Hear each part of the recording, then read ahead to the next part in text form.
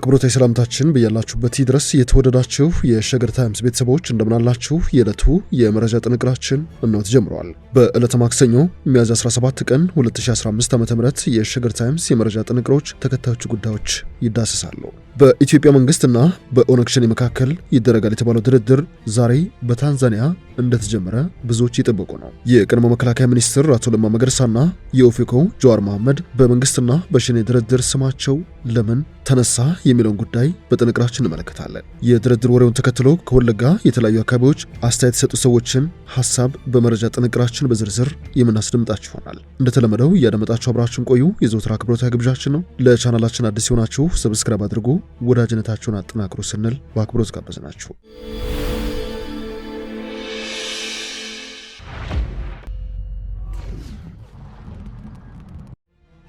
የቀድሞው መከላከያ ሚኒስትርና የኦፌኮ ምክትል ሊቀመንበር ጀዋር መሐመድ በመንግስትና በኦነግ ሸኔ ድርድር ስማቸው እየተነሳ ይገኛል። እንደሚታወቀው በኢትዮጵያ መንግስትና በኦነግ ሸኔ ወይንም ራሱን የኦሮሞ ነጻነት ጦር በሚል የሰየመው የታጣቂ ቡድን መካከል የሚደረገው ድርድር ዛሬ በታንዛኒያ እንደሚጀምር ይጠበቃል። የኢትዮጵያን መንግስት በመወከል ከታጣቂ ቡድኑ መሪዎች ጋር የሚደራደሩት አምባሳደር ሬድዋን ሁሴን፣ ዶክተር ጌዲዮን ጢሞቴዎስ፣ ጀነራል ደምሰው አመኑ፣ አቶ ከፍያለው አስራትና አቶ ቦንሳ እውነቱ ታንዛኒያ የደረሱት በትላንት ነው ነበረ። በኦነግ ሸኔ በኩል መንግስት ያስቀመጡትን ቅድመ ሁኔታዎች ተቀብሎልኛል፣ ለድርድርም ዝግጁኛለሁ በሚል ተደራዳሪ ልኡካን ቡድኖችን ወደ ታንዛኒያ ከመላክ ውጪ እስካሁን የተደራዳሪዎችን ማንነት በስም ከመጥቀስ ተቆጥበዋል። ይህ በእንዲህ እንዳለ ከድርድሩ አንድ ቀን አስቀድመው ምክትል ጠቅላይ ሚኒስትርና የውጭ ጉዳይ ሚኒስትር ደመቀ መኮንን ታንዛኒያ ገብተዋል። ደመቀ ታንዛኒያን ጨምሮ በ4 የምስራቅ አፍሪካ ሀገራት ጉብኝት የማድረግ እቅድ አላቸው። በታንዛኒያ ከሀገሪቱ ባለስልጣናት ጋር ተወያይተዋል። የምክትል ጠቅላይ ሚኒስትርና ውጭ ጉዳይ ሚኒስትሩ የታንዛኒያ ጉብኝት ከኦነግ ሸኔ ጋር ከሚደረገው ድርድር ጋር የተያያዘ ስለመሆኑ ግን በይፋ አልተገለጸም። ደመቀ በትላንትናው ዕለት በታንዛኒያ የወደብ ከተማ ዛንዚባር ከሀገሪቷ ፕሬዝዳንት ሳሚያ ሱሉሁ ጋር በሁለትዮሽና ቀጠናዊ ጉዳዮች ዙሪያ እንደተወያዩ የውጭ ጉዳይ ሚኒስቴር ያወጣው መረጃ ያሳያል። ደመቀ ዛሬ ኮሞሮስ ከመድረሳቸው በፊት ከሳሚያ ሱሉሁ ጋር ባደረጉት ውይይት የታንዛኒያ መንግስት በህገወጥ ሰዎች አዘዋዋሪ አማካኝነት ወደ ደቡብ አፍሪካ ለመሻገር ሲሞክሩ ታንዛኒያ ላይ በቁጥጥር ስር ለዋሉ ኢትዮጵያውያን ፍልሰተኞች ተገቢውን አያያዝ እንዲደረግላቸው ሴቷን አፍሪካ ፕሬዝዳንት ጠይቀዋል ተብሏል።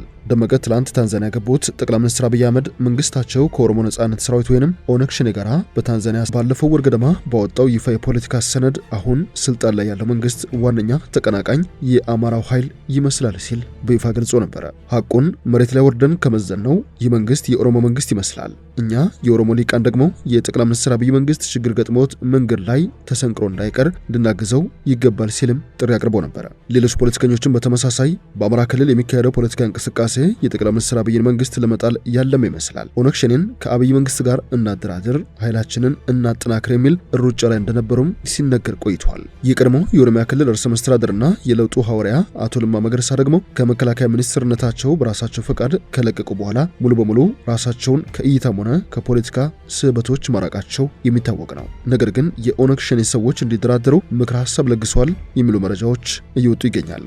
ከወለጋ እንደወጡ የሚነገርላቸው አቶ ለማ አሁን ካለው የኢትዮጵያ ፖለቲካ በእጅጉ ርቀው የሚገኙ ቢሆንም ሸኔዎች ይሰማዋል፣ ያከብሩሃል በሚል በቀረበላቸው ግብዣ መሰረት ለዓመታት ጦርነት ውስጥ የቆየው የአካባቢው ህዝብ እፎይታ እንዳገኝ በሚል መነሻ ምክንያት አማጺዎቹ ወደ ሰላማዊ ንግግር እንዲገቡ ምክረ ሐሳብ ቀረብ ብለው መለገሳቸው ነው ምንጮች እየጻፉ የሚገኘው። ከዚህ ውጪ ከብልጽግና መመስረት ጋር ተያይዘው በልዩነት ከስልጣናቸውና በትግል ካሻገሩት መንግስት ራሳቸውን አስፈንጥረው ያገለሉት አቶ ለማ መገርሳ ከመንግስት ሰዎች ጋር በጉዳዩ ዙሪያ ስለመነጋገራቸው ግን እስካሁን የተረጋገጠ መረጃ የለም። ይህ ድርድር እንዲጀምር ግን የኦሮሚያ ክልል ተወካይ ከሆኑ የህዝብ ተወካዮች ምክር ቤት አባላት ጀምሮ አኩርፎ በዝምታና አርሞ ውስጥ እስከሚገኙት የኦሮሞ ኤሊቶች ድረስ እየተሳተፉበት እንደሚገኝ ነው የሚሰማው። ጉምቱ ፖለቲከኛ አቶ ለማ መገርሳ በይፋ ወጥተው ባይናገሩትም ቅርባቸው የሆነ መገናኛ ብዙሃን ጉዳዩን ባይዘግበውም በድርድሩ ግን ቀላል የማይባል ሚና ሊጫወቱ እንደሚችሉ ግን ምንጮች እየገለጹ ይገኛሉ። ለሚካሄደው ድርድር ቅርበት ያላቸው ምንጮች እንደሚሉት ከሆነ ሁለቱን ወገኖች በማቀራረብና ንግግሩን በማሸማገል እነዚህ ወገኖች በቅርብ ርቀት እንደሚገኙበት ተረጋግጧል። ከዚህ ድርድር ጋር በተያያዘ መረጃ ሲወጣ ተስፋ እንደፈነጠቀላቸው በመንግስትና በሸኔ ውጊያ ለዓመታት ችግር ውስጥ የነበሩ ነዋሪዎች እየገለጹ ይገኛሉ። ግጭት ካለባቸው የኦሮሚያ ክልል አካባቢዎች ሐሳባቸውን ለአሜሪካ ድምጽ የሰጡ ነዋሪዎች እንደሚሉት ከሆነ ድርድሩ ለዓመታት የዘለቀውን አለመረጋጋት ሊያስወግድ ይችላል በሚል ተስፋ መደሰታቸውን ይናገራሉ። ሁለቱም አካላት ህዝቡን ታሳቢ በማድረግ በቅንነት እንዲደራደሩም ጠይቀዋል። ከቄለም ወለጋ፣ ደምቢዶሎ ስማቸው እንዲጠቀስ ያልፈለጉ ነዋሪዎች እንደሚሉት ከሆነ እንደማንኛውም ችግር ውስጥ እንዳለ ሰው ይህ ዜና የምስራች ነው ብለውታል። ለዓመታት በዚህ ጦርነት ውስጥ ችግር ውስጥ ነበርን የሚሉት ነዋሪዎቹ በየቤተሰቡ ሰው ሞቷል፣ ዘመድ ከዘመድ ተቆራርጦ ቀርቷል፣ ትምህርት ቤት የለም፣ መንገድም አይታሰብም፣ ገንዘብ ያለው ሰው እንኳን ከባንክ አውጥቶ መጠቀም የሚችልበት ዓለም ላይ እየኖርን አይደለምና ሰላም ከወረደ በቃላት ሊገለጽ አይችልም፣ እጅጉኑ ደስተኛ ነን ሲሉ ሐሳባቸውን ሰጥተዋል። በተመሳሳይ የምስራቅ ወለጋ ነዋሪዎችም በሀገራችን ተስፋ አልቆረጥንም ነበረ። ተዋጊዎቹ ሰላም ወርደው አርሰን እንድንበላ ታክመን የምንደን ወጥተን የምንገባ መንገድ የሚከፈትልን ከሆነ ከዚህ በላይ የምንጠይቀው አንዳች ነገር የለም ሲሉ ደስታቸውን ገልጸዋል። የተወደዳችሁ የሸገር ታይምስ ቤተሰቦች የዕለቱ የመረጃ ጥንቅራችን ያደመጣችሁትን ይመስላል። ስለሰማችሁን አመሰግንን። በያላችሁበት ሰናይ ጊዜ